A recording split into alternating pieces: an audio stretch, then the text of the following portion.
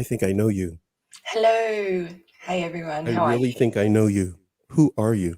I'm just I'm kidding. Sarah De Uh, Silva. How are you, uh, Paxton? I'm doing fine, my friend. I know we do this connection across the waters, you and I, in California here, off the coast, to talking to you from beautiful Australia. And you take out of your time to do this. And today you had no idea I was going to be this late for the show because I had some strange desire to move everything around. I got too That's much room okay. in here. So I gotta start it off by this. I gotta put this up because it was waiting for us. We got to give some love to Of the Refrain. He started off. By the way, today everybody, Sarah is here and the camera is here. I'm gonna look this way because I have two big screens. I can see her, and my eyes are getting old. So I'm not turning away from her. She's hard to turn away from. She's a beautiful person. But what I was gonna say is Of the Refrain says, "Hey Paxton, been more than a second." That's right, buddy. I don't know where you've been, my friend. Nice to see you this fine Friday. Sarah is rad. Tell me about it. Glad Thank she you. is on to start the weekend on a great note. And that's exactly what I had in mind. He read Awesome. my mind. I wanted you on a Friday. Yes. I got another one. Hold on. Here we go. I like Sarah a whole bunch. Uh oh. Uh-oh. Her man's gonna get mad if you start talking like that. I like Sarah a whole bunch. She never lost her sense of humor, and that to me is truly amazing. He just gave the secret to make a man weak in his knees. A woman with a sense of humor. Yeah. Uh, Thank you for having a sense of humor. I know Thank you you. are indeed well having to fight through a number of things, but mainly uni you had to go through, but I Yes. think you're done now, right? You're done with Yeah, that for just the for the summer? semester. Okay. All right, all right. But yeah, I have been busy working on my craft, as I said to a lot of my followers. But I am here. I'm still here, still working, still doing everything behind the scenes, and I've got lots planned. So I'm Yeah. excited to share. Notice a lot of your postings, the current postings, that you have on, Instagram. You have been indeed a busy person. We were just Mhm. happy that, we were able to get back together for Yes, show number 4 that we're always happy doing to come here. on here. Yes. Yes, and we have 5 and 6 coming up. But today, I wanted to get right into, well, the subject you outlined for me here. Self-sabotage is what we're gonna discuss right now. We have some other things we're going to talk about, but let's get into self sabotage and this manipulation, a number of other things that can happen when it comes to gaslighting. Go Mhm. right ahead. So when it comes to self-sabotage, it's basically something that will happen regularly with people who are not used to listening to their own intuition. So your intuition will basically tell you when there's a red flag. And when you get a red flag, generally, in most situations, you'll go, oh, that doesn't feel quite 100% right. I'm going to maybe look into that, or I'm going to skirt around it somehow, or I'm going to avoid it altogether. But when we are in a relationship with someone who seems to be manipulating us and gaslighting us, but we have an emotional investment with them, we tend to, especially when there is narcissism going on, it becomes kind of like an addiction with them. We have this addiction to going back into the cycle with them, because the cycle is very clear. It's put a lot of love and hoovering and love bombing onto you so that you feel great, feel amazing at first, and you're like, this is almost too good to be true. And then they'll discard you or they'll devalue you in some way. So they'll make you feel less than certain about yourself. They'll make you feel like you're questioning yourself. And then you start to bring up, well, this inner critic starts to build up inside of you. And the inner critic starts to tell you things. And the things that it tells you are not necessarily your own voice, but it does sound like your own voice in your own Hmm. head. And Hmm. it'll say things like, you're not worth it. This isn't going to work out. You're not going to get the things that you want. You're not good enough. You do this all the time, etc., etc. And then eventually this becomes part of the cycle of self-sabotage. the inner critic pops up and you'll sabotage yourself from getting into a better situation than you already are in. Because we tend to, especially when this inner critic is not our own voice, we'll hear the things that the other person is telling us. Like, for example, say you're stuck in a situation with a parent and they're supporting you, and they say something like, you couldn't leave me because you wouldn't be able to make it on the outside world, or you wouldn't be able to survive on the outside world.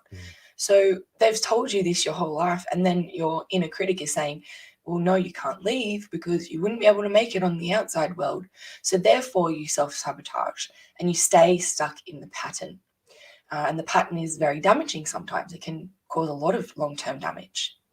Okay, so, oh my goodness. I wanted to jump in so many times. Yes. There's so much in there that I find intriguing. Self-sabotaging can happen with this inner critic taking over. But the inner critic is really, as it were, based upon what you said, the voice of actually someone else that we Yes. start to do to ourselves, if I understand you correctly. Yeah, that's correct. Yeah. So if it's me, then I start to say, well, no, I really can't have a podcast show. No, I really can't lose that weight. No, that's just because someone else or some TV program or whatever, whoever I'm associating with, I started to absorb whatever they were projecting or the negativity that's holding them back. Yes. If I'm saying that right. Yeah, totally. And sometimes they're projections that aren't true, and we take them on board as true. Sometimes they're criticisms that may be true, but we take them on board as they're something really bad about ourselves. For example, like having a strong sense of self, like going, oh, I know this and I know that, especially when you're a child. Not necessarily a strong sense of self, but a strong sense of confidence and strong boundaries around these people. You come in with a strong sense of self in a way, and you have these strong boundaries. You have, you know how to stand up for yourself. You might have a bit of attitude that they don't like, but they will start to squash that down, and that's how it becomes the inner critic. Okay, so if a child, a teenager, or a young person, or let's say someone is at work and their boss is self-absorbed and they're haughty, they're narcissistic, and instead of excelling and getting promotions and advancing, that person will start to take the back seat and lose the voice that they had. Yes. They Yeah. won't express that they see something wrong in the family to mom and dad because they don't want to rock the boat, but yet they lose their voice. And now when they grow up, you're saying then they'll self-sabotage themselves probably through school, through uni, and whatever it may be. That's it. Yeah. And so, perfect example. Like I'll just use a personal example with myself. My inner critic came up when I was doing uni work, and I'm like, I'm focusing on this. Then I wasn't having enough time to put it into my business. The self-sabotage factor is like, maybe I should just give up on my business. Maybe I should shut it down completely. Maybe it's not actually helping people. Maybe I should just give up. And then sometimes that becomes action. So then maybe if I wasn't feeling confident enough and I wasn't challenging my inner critic enough, and I wasn't listening to the fact that I'm trying to self-sabotage and I'm not putting enough self-care in there, then the action would be I would shut down the business. I would go and actually hold myself back because of something someone else said. So And it could have been years ago somebody said this. could have It been didn't have to something be from like just childhood. yesterday. Yeah. Yeah. Okay, so this kind of self-sabotaging to me, it essentially sounds like self-gaslighting almost. Yes, that's a perfect way to explain it. We're gaslighting ourselves, we're denying ourselves, we're withholding from ourselves, we're giving ourselves counter advice, we're giving ourselves reasons and stereotype reasons not to do things. But that isn't because we are bad. It's not because that's about our character. It's not because we're lazy or we always give up or anything like that. It's because there's a message that's been sent that we have taken on board as part of ourselves, but it's But not. but we could start seeing ourselves as lazy then. We can start seeing ourselves as an underachiever or an overachiever and we need to stop. But in Yes. actuality, we're not living the life we're supposed to live. Yeah, The life that we're 100%. built and designed to do, we're not doing it because someone else has put something in our head. But now, how does that play out in a relationship between a mom and her daughter, or a mom and her children, a father and his children? How does that play out even in a relationship, a romantic relationship, that these types of things can take place? Yeah, so if it starts with the parent relationship, the parent might say stuff like, perfect example, you're lazy, you don't get anything done. When you go to uni, you're never going to get it finished. And then, they come into your room and they're like, oh, your room's so messy. You're such a messy person. You never get anything done on time. Look at the time. So you pick up all of that stuff. Then you go out into the wider world. And the criticisms are underneath the skin, so deep inside your heart and your soul. So you go into a relationship and say the partner says something like, they might say a small criticism. So they might be a healthy person and you Mhm. might be in a completely healthy relationship. They say a small criticism and you immediately go back into, oh, this is just like it was with my mum. And I feel like I'm being criticized exactly how she criticized me. Therefore, I'm going to completely shut down. Even though they didn't say something that bad, I'm going to shut down completely. I'm going to take this on board as it's something about me. And that means that I'm a bad person and they don't love me anymore. And Mhm. I'm never going to have the relationship I want, etc., etc. We go into this huge cycle of like negative language, which is sabotaging ourselves and it's gaslighting ourselves because it's not necessarily true. We're Mhm. gaslighting ourselves to believe something that holds us back. It becomes then a pattern of life that it's a safe place to be then, because you never have to, quote unquote, take a risk or growth. Exactly. A person Yes. doesn't have to excel or start a business. They don't have to get a consultant, or they don't want to see, they don't see that they can invest in themselves. If that's the case, we're going to turn this into a business meeting after a while. Exactly. We're gonna start talking about money after a while. We can do that too. We do that, but that's on my other podcast thing, on Open Session Podcast. Yeah. But anyhow, what I was gonna say is, we've got a situation then in our life. If you're relating to this, and you're listening to this, and you can relate to this or watching this back, no matter what part of the world you're in. By the way, much love to all of you who subscribe to our channel, but especially to all of you who watch the channel that are not subscribed. Don't feel any pressure to subscribe. Just keep watching our guests, like Sarah, and the shows that you will see here, as well as Open Session Podcast, our YouTube channel that will be in effect pretty soon over there as well. What we want to do is this information means that you have to really be honest with yourself. You have to really take a look at, are you beating yourself up because of the words and actions and maybe the poor caregiving from someone else? That Mhm. it's not you, but recognize when it is you, so that you can be your better friend than someone else has been to you. I just wanted to say that, Sarah. Sarah, it's just been on my mind. That's I haven't done a perfect. show Yeah. since Thank last you. month, so we'll go ahead. You were going to say what? No, thank you. And a lot of things that I tell my clients. So when we uncover these feelings when we're in coaching, we talk about it, and then I ask them, what is the purpose of this emotion? What is the purpose of what you're feeling at the moment? And it's Wow. it's kind of a strange question at first. They're like, so I'll say, what is the purpose of being angry, for example? They'll be like, I have so many anger problems and I don't know why it holds me back in my relationships. And I'll be like, okay, what's the purpose of being angry? And they'll be like, oh, I don't know, to tell someone how I feel. And I'll be like, okay, yep, cool. What's the purpose of telling someone how you feel? And they're like, I'm not sure, because I want them to know that they've hurt me. And I'm like, okay, cool, awesome, we're getting somewhere. What's the purpose of telling someone that they've hurt you? So I can feel better. Cool. What's the purpose of feeling better? To protect myself. And why are we trying to protect myself? Because I love myself. So what we're really trying to do is, in essence, look at the bad behavior and Okay. look at the real purpose behind it. Because like you said, it's a protective mechanism. We use that self-sabotage, like, I'm not good enough, I'm never going to make it Yeah. happen, Yeah. it's never going to go anywhere. Yeah. We use that because it protects ourselves from the negative outcome that we're Yeah. afraid of. Yeah. But the thing is, the people that told us those negative outcomes, want those negative outcomes for us. Yeah. And we can challenge that by challenging our own language and the way we speak to ourselves, and also getting help to work through that. And pretty much the negative outcome that maybe someone else is projecting onto us, that's where they're living their life right there. If we Yes, diverted and went around wherever they're living and ignored what they said, we're going to move past them.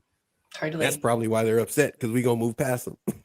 A lot of the time, it's A very lot of true time. Yeah. that they can A see the little jealousy. potential. Yeah, Yeah. jealousy, 100%. They can see the potential of you going further than they have ever been. So they're like, oh, I don't really like that.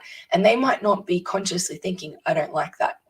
They just Okay. have this drive to go and do something and hold Mhm. you back. Okay.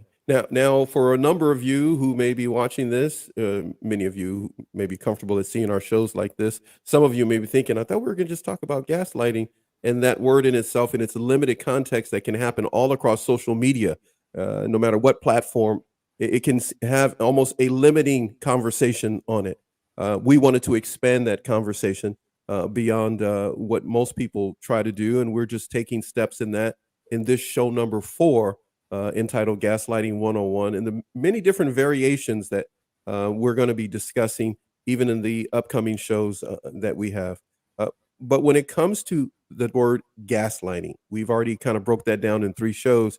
We're going to take a different angle. That was what you mentioned as part of what you wanted to do here over the Mhm. next 3 shows, this one and the next 2. So if you come back to our channel, Narc Abuse TV, and go to uh, Sarah's YouTube page, YouTube, Yep. Instagram, and Twitter, and TikTok, right? Did I get that Yes. right? Yep. Okay.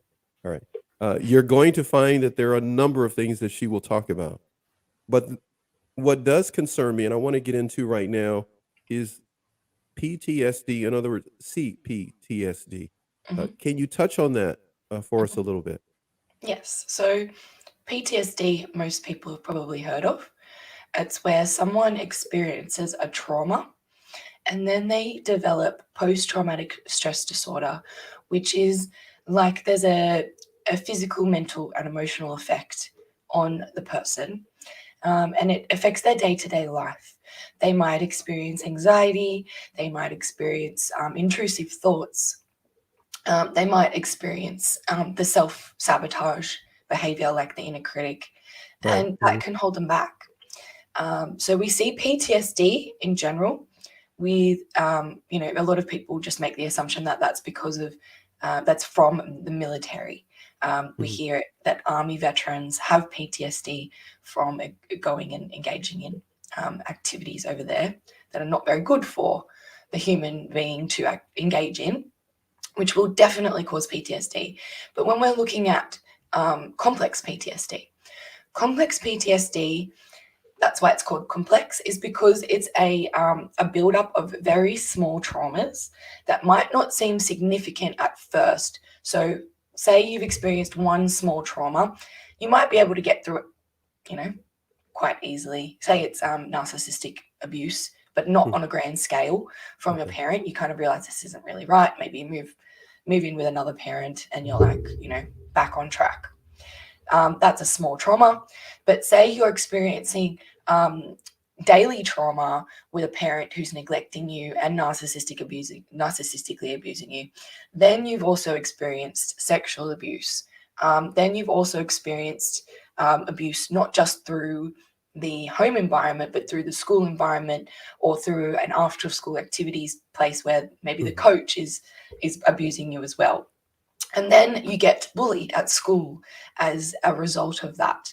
And therefore, you may, engage in bad habits like drug abuse or getting caught up with the wrong crowd. Now, all of these kinds of things can contribute to complex PTSD, which over time creates the same effects as PTSD. But we can't say that we've experienced a huge trauma like someone who's gone to war, for example. We can't say we've seen dead bodies and things blowing up, but we've experienced something low level but just as impactful on the inside that has repeated over time. And now how that affects you is you get the same kind of effects as normal PTSD. You get anxiety, you have that inner critic, you naturally self-sabotage, and it will hold you back in life. You'll start to believe that the things that had happened to you may even be something that you deserve. You might go, this always happens to me, and I kind of deserve it. Now I'm expecting it to happen. I'm expecting it to happen again and again. Wow. And then you get into a new relationship and this person starts to abuse you, for example. And it just adds to the complex PTSD, which adds to the sense that maybe, maybe I'm a bad person. Maybe there's something wrong with me. That's why I keep attracting all of these bad experiences. And that holds you back in life. It really does. It stops you from moving forward. And then you get stuck. Okay, so then now that's an attack on a person's self-worth if that's the case. Hmm. Their own self-worth and their value is lost in the process because now they're believing these bad circumstances that have accumulated, circumstances of life, some of them may be literally other people are just being mean and rotten. Hmm. And Yep. now they're being mean to them. All of those things can cause them to have the c-ptsd, in which it is becomes truly complex, right? All of these Yes. things become a vicious cycle that seems to weigh a person down. Yes. If you are watching this, many of you tell us that you have told me and us here that you listen to the show a lot while you're doing a number of other things. So if you're listening to this, watching this back, know that what we're talking about right now, there is a way out. That there are individuals who are specifically qualified to handle these types of situations that you may be encountering. So by no means don't think you're alone. And this discussion today is to open up this aspect for those of you who may be watching our channel to know that Sarah and others, many of them have been guests on our show, and in the mental health community are there to let you know that this is something you can talk about and get some help from. Reach out to Sarah, and she can help you with some one-on-one coaching. Sarah, Yes. anything else, please?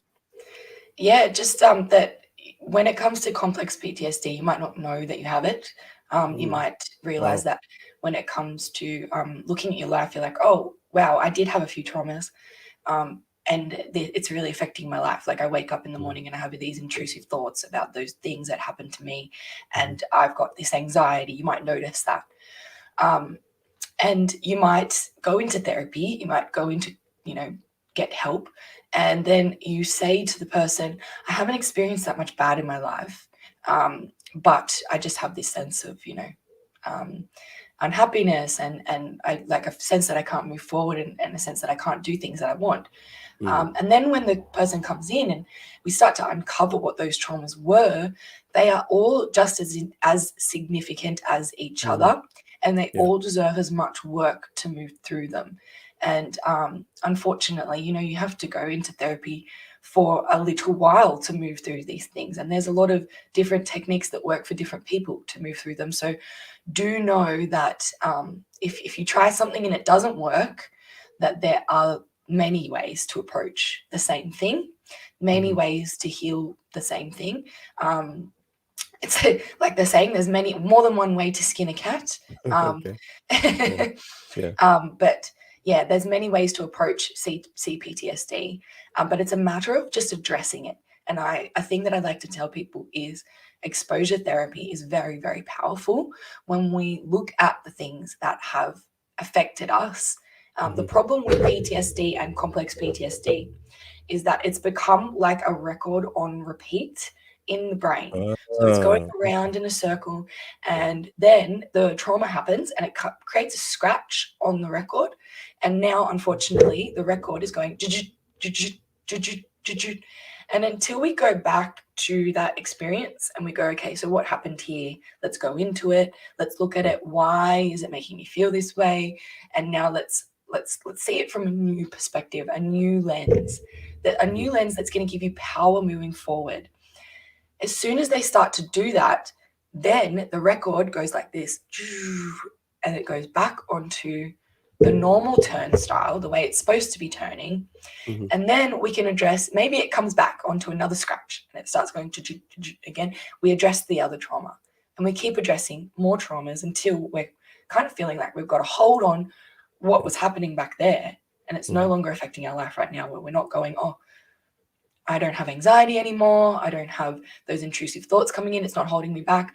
And when I go to try something new, I don't have that inner critic going, Right. maybe you're not going to be able to do it. Maybe, it's going to fail, or whatever that may be. So the actual thing that could be affecting us in the moment, creating this anxiety, creating all these situations and emotions that we're feeling, we may think it's a person in front of us, and it could be, that could be part of it. It could be a big part of it. But we may need to do some emotional excavation and become an emotional detective in our own life, Yes. and start to really look at what happened at certain moments in our life. It's almost like Yes. it's like we have to make an emotional timeline. We'd have to, Totally. it's like a crime scene. You have to sit there, and Exactly. the chalk outline is a dead body, and everybody start, okay, we know we got a dead body. Let's walk this back and see what happened. Yeah. And And there's that's kind of what actual, you're saying. like a crime scene, there's Yeah. actual spots that you're not going to be able to uncover. There's Ah, actual okay. spots where you're going to be like, there's just a missing bit of information here, and I'm not Yeah, quite sure what it yeah, is. yeah. Sometimes, this is a little bit shocking to some people, but Go ahead. sometimes there's a reason why we don't want to look at that. And sometimes it's too shocking for us to look at. And sometimes it causes Okay, more I'm trauma sorry. Time out. to look at Sorry, it. that was good. Hold on a second before you go any further. You're saying that there may be a part of us that either is protecting us or whatever. In other words, we may not necessarily want to delve into that, or we may not be ready at Sometimes, that moment. yes, sometimes we're But not ready in that moment to okay, dive into that. And sometimes, for example, you might be going through life and realize that a memory has popped up that you have not remembered in years and years, and go, how the and it hell, just how on earth did I forget that? where did that come from? Yeah, like, how did I even forget that? That was so significant in my Yeah, life. yeah. And it might be because you're starting to do trauma work now, and you started Ah, to move through some traumas, yeah, and now your mind has, or whatever, your psyche, your emotional mind and body connection has decided it's ready. I'm going to let yeah, that come up now. And then you've got to deal with it. And it's really hard, yeah, because if you're not sure how to deal with it, yeah, it's like you're going through a new trauma. It's not re yeah. traumatization, it's a completely new trauma of having that realization. So it's really important, if you're not able to get to therapy, anyone out there who's like, I can't afford therapy, or haven't found the right person, grab yourself a journal and start writing down these memories and start processing them yourself, and start understanding why they may have happened, or why you're not able to move through them at the moment. And there's many resources online to help you, but you're not alone, 100% not alone. There's a lot Many of people people. going through the same stuff. Many people may know the answer to what I'm about to ask you right now, but there's a reason why I asked this question. By the way, I love that cup. Healing I from just noticed. narcissism. I just had to. That's one of our cups. Yes. Okay, I'm sorry. I just noticed it. So I'm so into the conversation, then I just It's noticed the awesome. cup. Okay. Oh wait, hold on a second. Let me product placement here. Oh, let me get Yes. a sip of something here. Oh, just gotta. Double whammy. Right this way. Okay, all right. Enough of goofing off. Okay, so um, when it comes to us actually journaling, now a lot of people may hear that and go like, "I'm not doing that." So when I need to write it down for her, I remember what it was. But when you mention journaling, as many do that are guests that come on the show, speaking to our viewers again, mostly individuals beginning their journey, Mm, journaling is important because this is you dissecting the scene of the crime. yes. Just like a police officer would, as we see them in the shows, Yep. somebody has taken out a notebook and is writing things down. Yep. So That's the journaling is important because why? I know I just said a bunch, yeah. but I'm That's handing good. that to Yeah. you. Go Yeah. ahead. I've got a really good metaphor for that. So imagine you've got a pot on the stove, and you've got too much water in there. Or maybe Okay. let's say pasta, because pasta tends to bubble over. Right? You've Okay. got pasta with a bit too much water. The pasta is starting to bubble over, and you've got all these bubbles coming on the top. Mhm. Now you can go, yeah, I can see the bubbles on the top and that's fine. You're cool. That's what we're Right. doing with our brain. Okay, got it. But when we go to journal, what we're doing is skimming that off the top and we're Yeah. taking it off the fire. We're going, you know what? That's just too much for my brain to handle right now. I'm going to take it out. Once it's out on the paper, funnily enough, you realize it's not floating around in your head anymore. It's actually on the paper. And it has this, journaling has this funny way of mentally giving you this relief that you don't have to hold it in your head anymore. It's on the paper. And you don't even have to keep the paper anymore. You can throw the paper out, you can burn it, or you can keep it there and you can come read it later, but you don't have to I keep love it in it. your head. Yeah. You're making me want to dance. We can stop the And show now. That's the best. and that's You where the scoop it anxiety off. comes You from, because scoop it it's off the going like top. this. I'm Yeah. sorry, please go ahead. I Yeah, mean it. no, that's where the anxiety comes from, because it's bubbling. It's bubbling and we're going, oh no, oh gosh. And until we take it off the fire, it's not going to stop going like that. Yeah. We need to cool it down so that we can really see what we have underneath all those bubbles. We need to really look at our situation. Now, if we look at our situation and someone else on the outside is telling us, well, it's not that bad. Everybody goes through that. You need to just suck it up. We need to do what then if we're getting that kind of treatment or advice? Yeah, so if we're getting dismissing treatment from people who don't quite understand what we're going through, firstly, it's best to Be nice, Sarah. Be nice, Sarah. It's a family show. Be yeah. nice. Firstly, it's best to tell ourselves that person has no idea what they're talking about, right? that was really good. Ooh, you had me for a second. I was going like, "Where's my mute button?" Just in case you said. Tell them to, You did good, my friend. Go ahead. Yeah. Go ahead. So you don't have to say that to their face. You really don't. You I've would. had You would. experiences. I'm just kidding. Go ahead. Yeah, I've had experiences where someone said something to me and I've wanted to be like, you know what? But mentally, I will say, you know what? They haven't actually been through that experience themselves. Now they can look at it from the outside easy. They can look at it from the outside. They can make their own assumptions very easily. But until they go and experience it, do they really know the impact of what happened? What happened in that situation? No. So unless you're actually talking to someone who's been through it, and one of the most healing things is talking to other people in the community. Something that helped me the very first time that I realized I was going through these experiences, gaslighting, abuse, narcissistic abuse predominantly. I went onto Facebook and joined groups about narcissistic abuse. Now, one of the most healing things before I even did therapy was just seeing these posts from other people saying, this is what happened to me. And I'm like, oh, that's very similar to my experience. Scroll down, another one. Whoa, this is the same as my experience. Keep going. There are thousands of people who have experienced exactly what I've experienced. Wow, I'm not alone. Then you decide to make a post and you get all this support from people and they're saying, wow, we know that, we know what you're going through. You're not crazy. Yeah. Finally, you're like, there's a way out here. Yeah. And there's some solutions from other people who have gone through it too. So that's one of the most impactful things, is right here, right now, talking about it, telling other people that it's not completely normal, but it's normal to have had these experiences and to feel this way afterwards, because it's not like you can go through war and come out the other side feeling completely okay. Yeah, there is no Veterans Affairs for narcissistic abuse. There is no VA for you to go and, I'm a veteran of narcissistic abuse, and you get disability, you get help. But with all seriousness, there is that for those who offer their services to go to war. But in actuality, emotionally, many people are going to war even as we speak, emotionally, with themselves and with those who are supposed to be their caregivers or their partners, as husband and wife, or their partners in a business.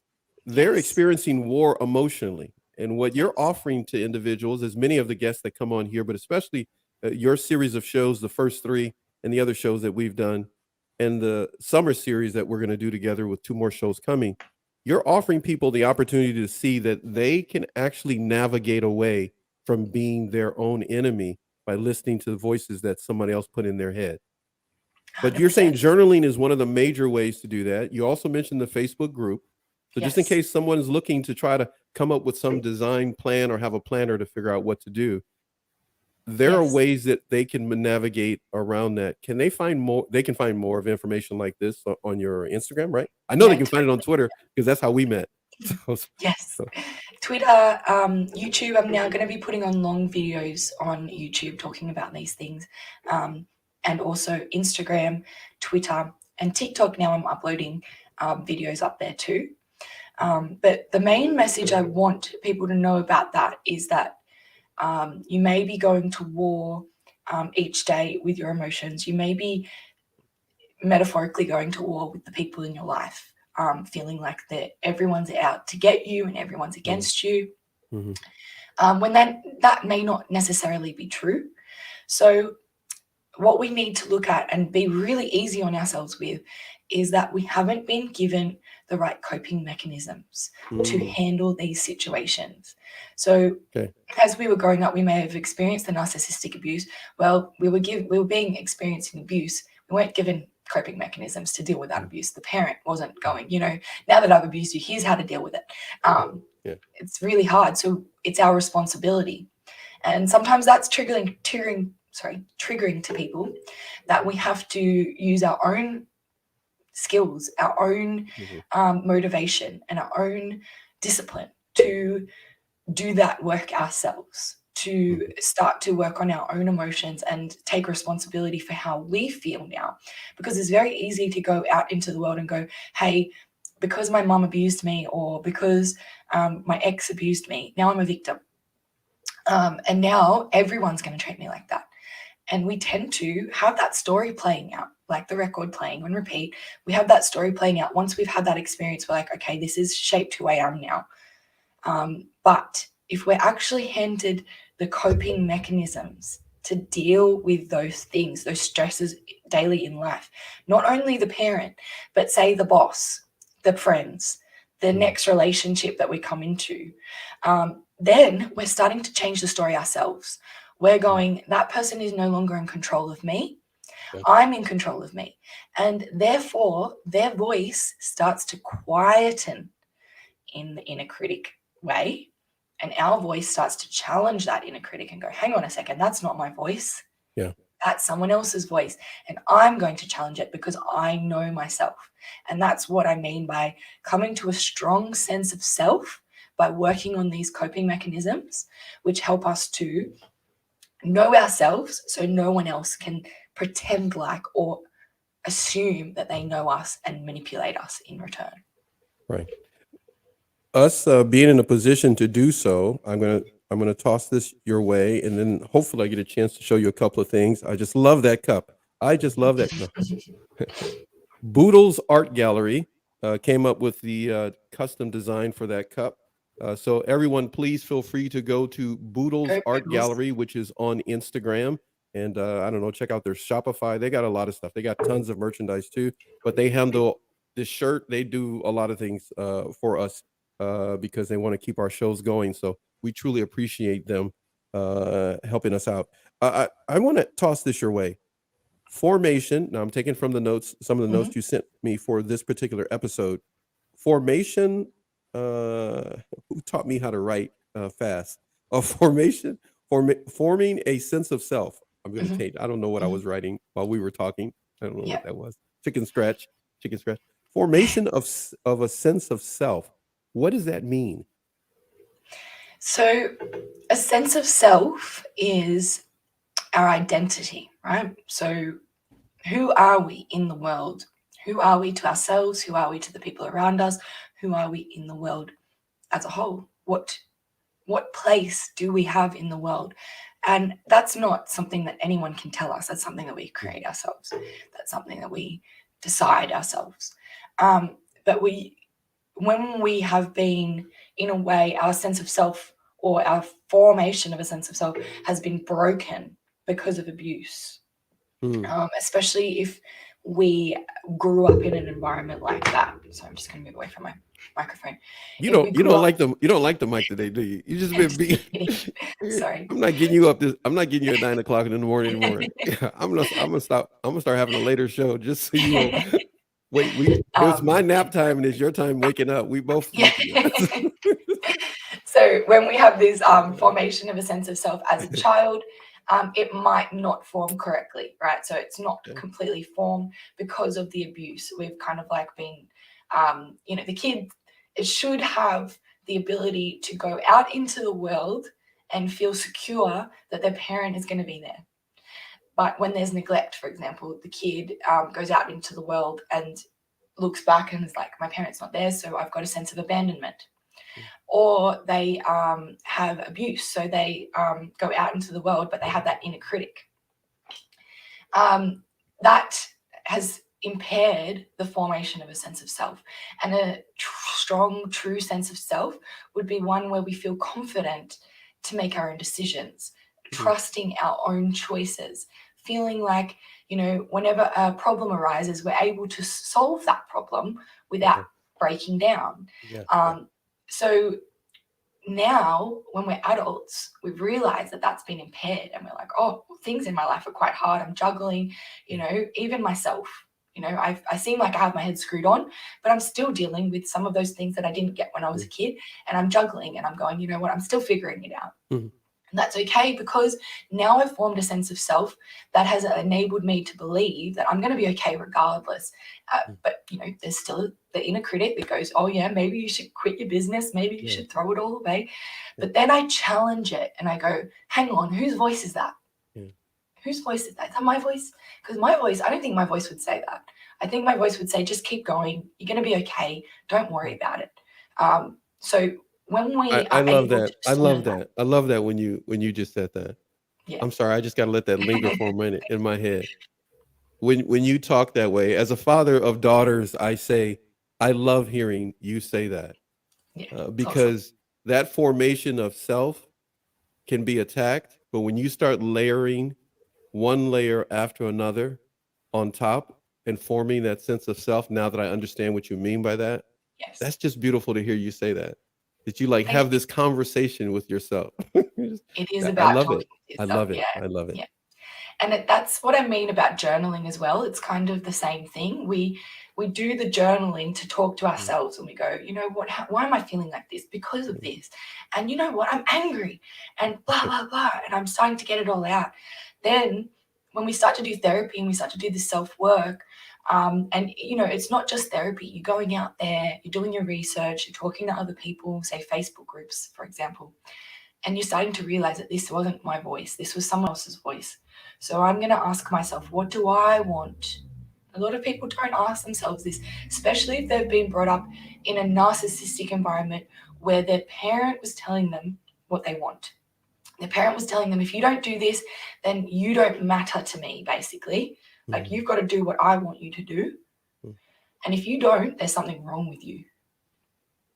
Kids who grow up that way are going to feel so guilty when they start to make their own decisions and start to ask themselves what they want. They're going to go, I don't deserve this. Like, I don't really, why does it matter what I want? It matters what my family wants. So when we start to do that, it might feel really shameful. It might feel you might feel guilty. You might be going, this feels like really silly. You might start doing the self-sabotage, like, who am I to say that stuff about myself? But it's a matter of challenging it. And like I said, exposing yourself to it. So we go, I'm exposing myself to this good self-talk now. I'm going to look in the mirror and I'm going to start saying you matter, and what you want matters. And I'm going to get up every day and I'm going to say that to myself in the mirror, even though it feels strange. But then it starts to build up inside, and you don't have to look in the mirror. You go and make a decision and you go, hang on, this is what I want. This is what I want. It's cool. And I feel good about it. And then you start to build the confidence inside. So when you start to feel good about what you're doing, that's when you go, I can do this. And that becomes part of who you really are. When you know you can do something and you feel confident about it, and that becomes a part of who you are, then you're going to shine that out to the world. For example, if you know you can help people and someone's been saying you can't help people, and then you start helping people Yeah. and you go, oh, maybe I can Yeah. help people. I feel confident now. The Yeah. confidence is what shines out to the world. People start coming to you more Mhm. because you That's feel that way. That's true. That's When absolutely you true. feel like I'm worthless and I can't do this, what do we attract in the end? We start to attract people who believe we are worthless too, who treat us badly. And metaphorically, in a sense, it's like we're wearing a sign on our head. It's a spiritual sign. Whatever we feel inside and whatever forms our inner critic is what's going to be shining in a red light on our head for any abuser, because the abusers are looking for that. They're looking for that kind of behavior, someone who's like really meek and not certain about themselves. They're going to have that red sign on themselves that says, I am ready to be abused. It's not like we're physically going out there and doing that, but Yeah. we're going, no, I'm not good enough.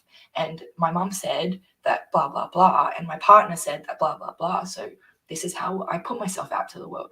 Who's going to see that? People who want to manipulate me. Yeah. But if I work on myself, I'm going to put out a whole different person to the world. Yeah.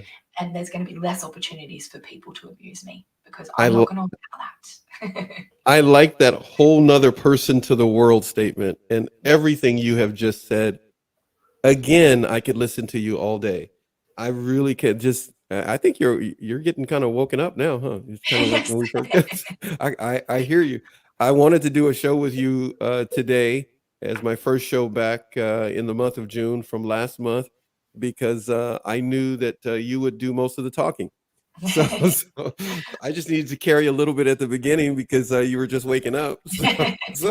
So, and then I could enjoy the things you have to say. I've got to give some love to of the refrain, who's here, and especially I'm going to give some love right now to Dr. Marnie Hill Fredero. Um, both Money. of you that are here right now, and everyone else that has been watching. I appreciate all of you being here and watching it. But I'm going to do something here. Sarah, please, I got to throw this in. I was going to do it at the beginning of the show, but Marnie's here now. So hold on one second.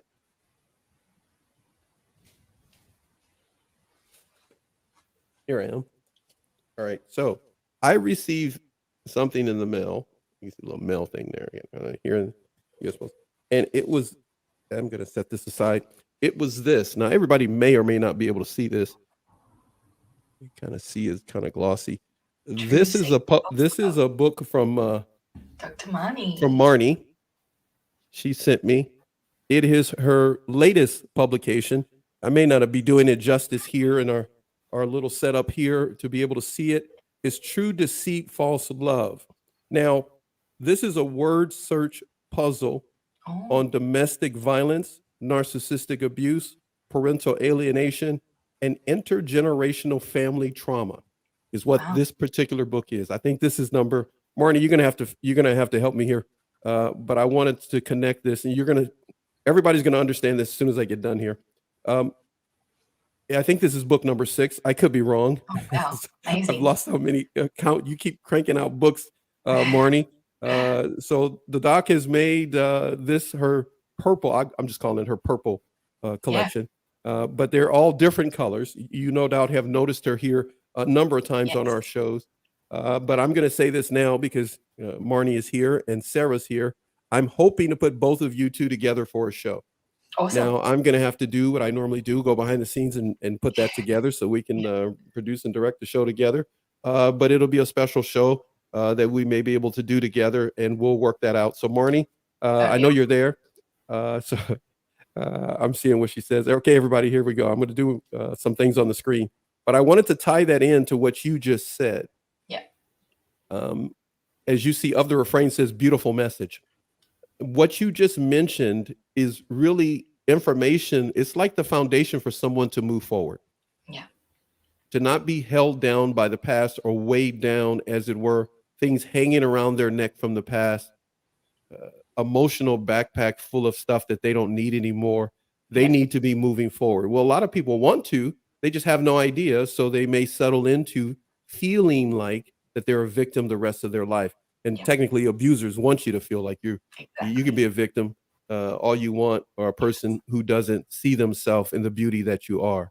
Mhm. But Here's a few more things here. Sarah, you got some love on the screen Thank you, from Dr.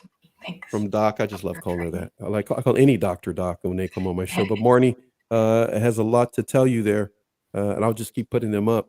But when you talk about this formation of a sense of self, this is not an overnight thing, right? No, unfortunately. We would like to feel 100% again at any moment, and I understand that. But the one good piece of news that I can tell you is that it gets easier every time you do the work. Right now is the worst place you will be in until you start doing the work. I'm not lying that there are going to be some times where you're going to regress and you're going to feel almost exactly how you felt when you started. But it's kind of like the ego in some way trying to test you and bring up these old feelings and go, hey, remember this? Remember this? You want to play with it? And you're like, no, I'm not going to play with it. I'm going to push it down. Some days we're like, yeah, okay, I'll play with it. I'll push that button. And then we get really sad and we're having a bad day. And then we've got to go, what were all the tools that I learned to get me through this? And we go back to those tools. One of the best tools to start with is that I recommend anyone to start with is just to look at your life and get a piece of paper. And I've got mine here. I just did mine recently, so I can show you. Grab a piece of paper, get your life, and write down your areas of life. So business, career, health, pleasure, emotions, finances, relationships, and spirituality. Let's get a look at that one more time before you keep going. Nice and slow. You're good. Just go up and down Business there or with it. career. Go back up. Okay, got it. Go up with it, my friend. Go ahead and go up with it. So business or career, health, pleasure, emotions, finances, relationships, or spirituality.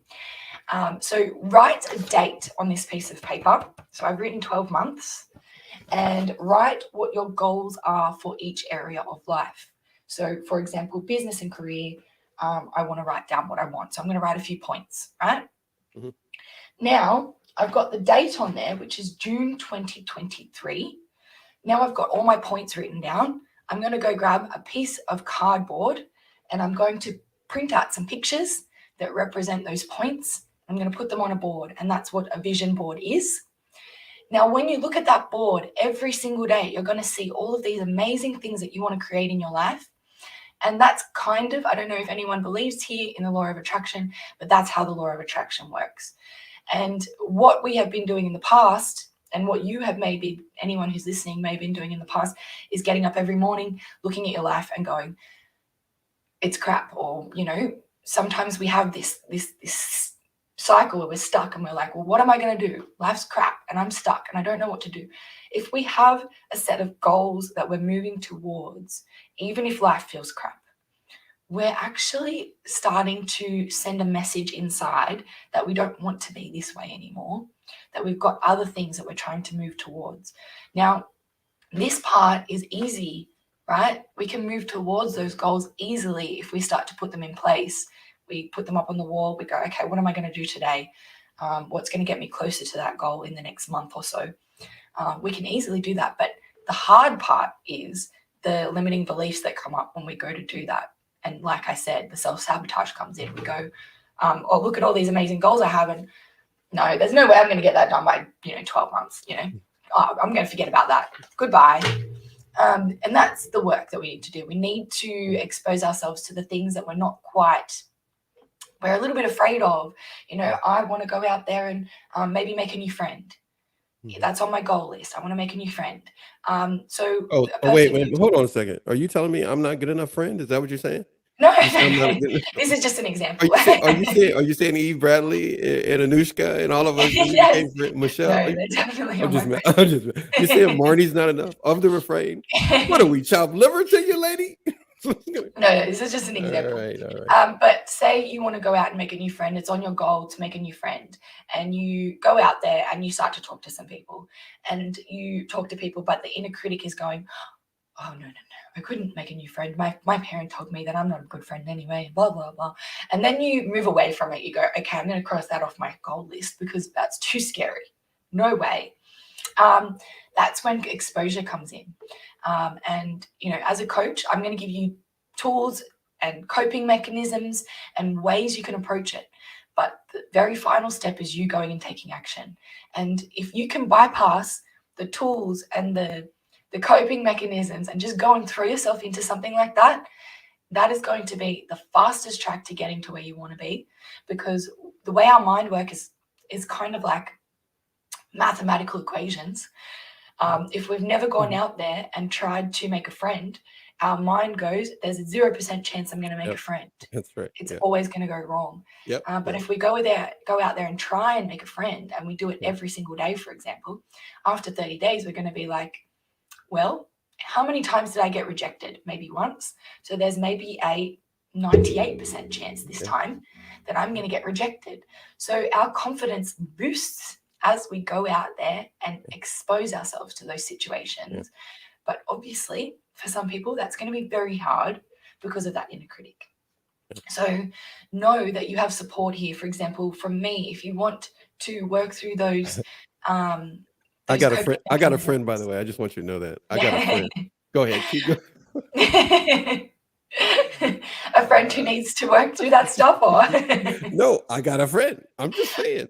Cool. But I think she's offering it to you. She says, I'll be your friend. I'm just letting you know. Sorry, it wasn't. Hey, wait. And Marnie, she may need an invitation from Australia to come out and see you.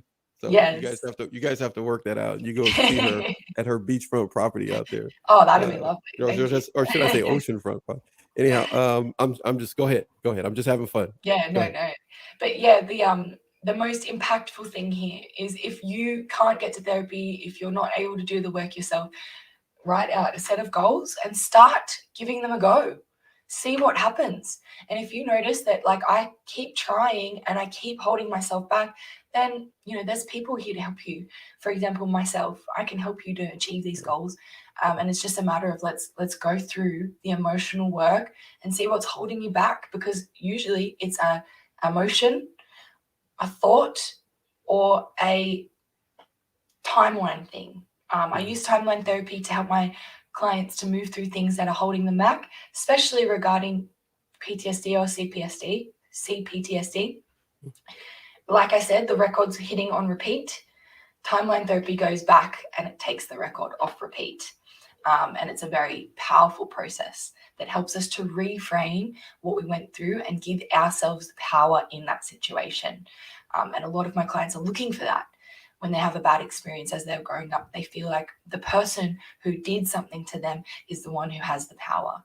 So we can do that process of going back and taking the power from them. And that's not true, right? I just want to double check. That Definitely person not true. Who was mean, disrespectful, ungrateful, unappreciative, a predator, they really don't have the power. They're actually weak. If they've discarded you, trust me, they are weak, because they're not brave enough to sit across from you and tell you they're not enough for you. I'm sorry, I had a dad moment there. Yeah. No, I see it as a very sad thing these days. In the past, I used to have a lot of anger for people like that. It was like, how can they be like that? It's just so ridiculous. These days, it's just sadness because they've never moved forward to a place where they can really connect with people and really find a sense of purpose and drive and connection. These things that we are all really trying to build and create in our lives. It reminds me, Sarah, of I'm thinking of Lauren Bond. She is a neuro coach, deals with your nervous system. And she says they're dysregulated. We're trying to stay regulated and live a happy life. That person is dysregulated. We have to know when we're dysregulated and may throw someone else off. Exactly. But a lot of times we can get caught up in thinking we have no power when someone else who is not framed right and dysregulated, they need to work on themselves. And now we're carrying their baggage thinking we're not good enough. And trust me, if you're listening to this show, many of you do, and I truly appreciate all of you for your support. Don't fall for their being dysregulated and not dealing with things. You're trying to journal, you're trying to exercise, you're trying to take care of yourself. You're spending time with your children and your family and your pet. Your pet loves you maybe more than that person. Go with that. You can't change them, but we can make sure that we're not self-sabotaging. That's what as a little summary to what we talked about today. You talked Mhm. about self-sabotaging, sabotage. I just got to go buy another mouth now. I just self-sabotaging, and you also talked about a formation of a sense of self. Formation, a sense of self. That's what we talked about today. For more in-depth information, as with all of our guests here on Narc Abuse TV, NATV Network, please contact our guests. We just put the shows on. We don't carry the content. Our guests, they provide the content as well as the coaching or whatever it may be. Feel free to connect with them. Next time we get together for this summer series from Sarah, she has in show number 5, which will take place next month, we'll talk about denial, the trauma bond, and the cycle of abuse. I believe is what you outlined to me. And then we Mhm. have another show coming. I'm not gonna tell you what that is. You're just gonna have to come back and pay attention to when I Yes. post it, so that you'll be ready to see this free TV on Narc Abuse TV Network. Thank you for my first show back, Sarah, and Thanks for having volunteering me. to do this. You did a lot today, but Yeah. I've got to get to one thing before you go. I had two, but we're gonna do one. We've gone for a little over an hour here. I'm gonna turn this way here, and hold on there. Just bear with me. I'm Mhm. going to pop that in and do that, and we're gonna share a screen here for Sarah. Here we go. Everybody get a chance to see that there, Sarah. You got that? Yep. All right. So that's your page. Yes. Now I'm going to scroll a little bit because I want to touch on, well, I'm going to highlight something to everybody here. If you get a chance, hopefully everybody can comfortably hear me there and I'm good. There's this posting right here Mhm. where you're talking and you highlight a number of different things. We're going to delve into this one next time. I'm teasing everybody. Yes. But if you get a chance, go to her Instagram page, take a listen to this one. Sarah, you were exceptional in expressing yourself there. Thank you. You're just such a beautiful person. You did this. I was gonna start tearing up. You did it so well. Oh, You did thank such a great job of expressing yourself. Um, excellent thank job. you so much. Excellent Thank mom. you. Excellent. Good job. Good job. So now I gotta. We were gonna talk about that, but I don't want to. I don't want That's to. I'm gonna okay. hold that one off. I want to Yep. get to this one right here. Now I know there's a typographical error because I read the caption or in the comments. But what were you trying to say here? Yeah, basically, it speaks for itself. But if you ever attempt and you are aware that every argument you get into with a person is pretty much going to go nowhere, this is pretty much what's going to happen. You're going to explode. And we're talking about exploding on the inside. And that means you're going to get angry, frustrated, like terrified by your emotions because you're going to be feeling like you just want to rip everything off the walls and burn the house down because this person doesn't seem to be listening to you. That's what it's like to be arguing with a narcissist because it is cyclical in nature, and arguing with them is only going to bring you back to where you were when you started them. And that's why you're going to feel like you're a ticking time bomb. You're going to explode all over the walls and they're not even going to clean it up. You're going to have to put yourself back together and clean it up yourself. Hmm, They hmm. really don't care what impact they're having on you because for them, it's a kick out of getting power over you. So if you're trying to have an argument and you're trying to prove a point and you know you're correct, doesn't really matter. It really doesn't matter how right you are. They will find a way to be more right than you to the point of ridiculousness, to the point of insanity, to the point Uh, where you feel like that, you're going insane. that was to the point of what did you say? Did you say ridiculousness? Is that what Yes, you said? ridiculousness. Yes. I love that. This is really. But now there are people right now who maybe just ending their day or had it happen last night where they were trying to get their point across, and now they felt like they wanted to explode. So you're Yes. telling people like that, if you've gone through this, stop it. 100%. Yeah, Just like, it's stop it. just not worth it. It's Yeah. not worth Let them your go. time Let them go. and energy, yeah. And, Yeah. people in these situations, for example, like, in that situation when you're arguing with them, they might say things about you that you're kind of trying to prove that you're not, right? They might say, yeah, but you're this person who tends to try and prove their point all the time, but they're not necessarily right. And you're like, I don't do that. It's just not worth it. Just turn around and go, hey, they're not going to get it, and act like it's a water off a duck's back, where that's just going to float off my back. I'm going to shake it off, and I'm going to go and regulate my emotions elsewhere, because this is not going to go anywhere. And then I'm going to do the self-regulation, which means I'm going to remind myself, I'm okay. There's nothing wrong with me. I'm totally fine. I know what I know in that situation, and whatever they thought was whatever they thought. Doesn't matter. I feel like I am. It doesn't matter if we don't feel like we're right. I know that I feel sane in the situation. I know that I know my own thoughts. I know my own self, and it doesn't need to be argued about. Even though they've told me that I'm wrong, even though they've told me that I'm like, that this situation, that they know me better than they, whatever it is. Better than we know ourselves, or Yeah, whatever it better may than be. we know Yeah. ourselves, and Better it's than your become part parents of know our, you, whoever. Yeah. yeah, Whatever. Yeah. become part of the inner critic, and we're starting to say those things Yeah. about ourselves. Go, wait a second, is this really true about me? Is this person, does this person really know me, or are they kind of projecting things about themselves? And if I stand up for myself and say something like, rather than trying to prove them wrong, if I go, hey, can you just not talk to me like that? Or I don't want to have this conversation anymore. It's not really going anywhere. And they don't turn around and say, oh, sorry, I didn't realize I was doing that. It means that this really isn't going to go anywhere. Like, it's really time to cut it where it is, walk away, do the self-regulation, and don't go back into that situation with that person, because you know how it's going to go.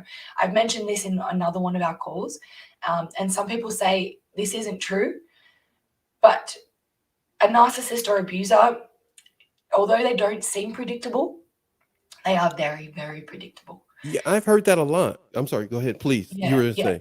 So, what were you going to say? That you've Yeah, heard it a yeah. lot. A number of people have been on the show, even when we first got started in 2020, and they would say that, and I go like, "Wow, I didn't know that." And then the next person would say it, and it becomes a consensus that I'm hearing from people who are doctors and therapists and psychologists. They're all saying very predictable. Sam Vaknin, who was on the show, Professor Sam Vaknin, told that's what he said. Very predictable. It's like you can just pretty much like clockwork say exactly when the next fight's going to be, when they're going to go run away, when they're going to discard you. So exploding, the reason I wanted to highlight that post that you had on Instagram, exploding is what they want from us. Exactly. And it is something we need to be in tune, that when we start to feel that, we've probably overstayed our welcome in that conversation. Yes. And they're probably pushing our buttons. So Yeah. it's like, okay, do I know what the next thing is going to be in this argument? Do I know what they're going to say next? Do I know what they're going to do next? Cool, time to walk away.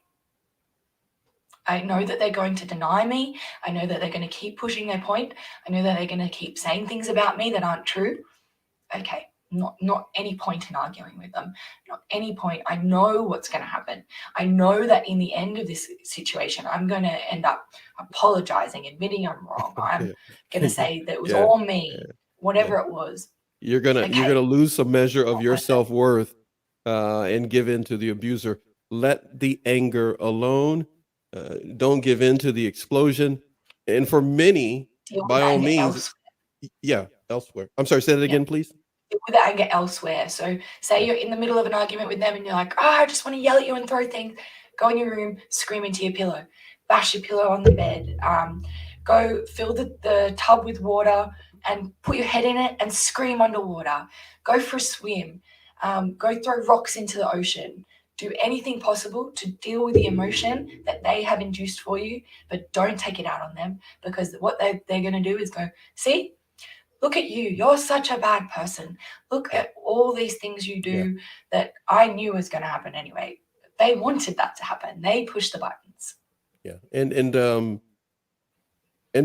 be mindful. Many of you already know this. Some of you have wrote me and told me this, and I am going to say it now. Some of you have told me to say this, and I haven't said it. I'm going to say it now. I'm going to agree with you. Be mindful that the children are watching. If you have children, they're watching. Yes. The neighbors are watching. It doesn't have to escalate. Let the anger alone. Stay focused on the more important things. We're going to end the show now with a video like usual. I know some of you were looking for a video the next time I was on to be in the middle of the show, but Sarah was rolling, so I wasn't going to play that one. But I am going to play this one. Marnie, thank you, my friend. Love the book, all of them that you sent me. And like I told you, I'm going to say it now. As I told you in private, I'm going to say it now. I am going to make a tribute video to you for being on the show and some other things. And hopefully you and Sarah will do a show together. Because, Marnie did a show with Anushka, our friend Anushka, and I got you on the list. And I don't know, Eve is, you and Eve are always busy.